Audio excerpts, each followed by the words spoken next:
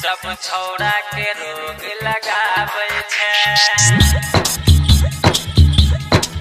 प्यार के नशा हवा में फैलाबै छै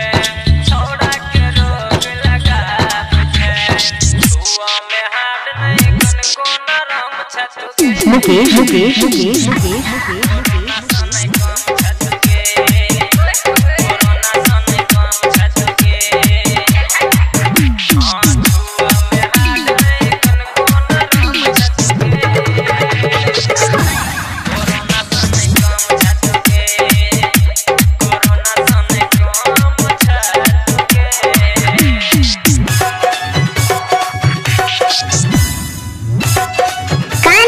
तोहार डीजे मुकेश राज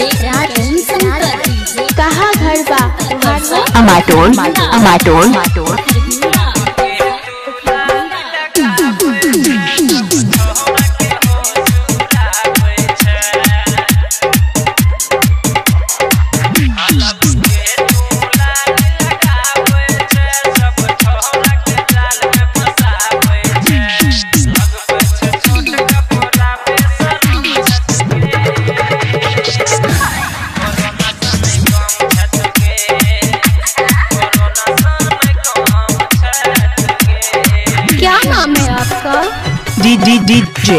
मुकेश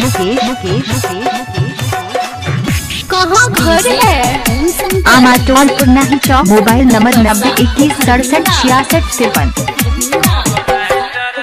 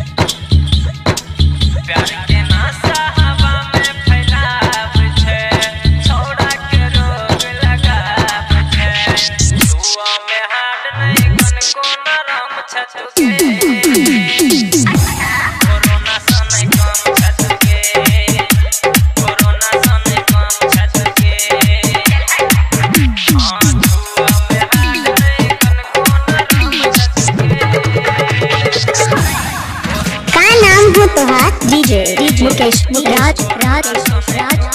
कहाँ घर बा तोहार अमाटोन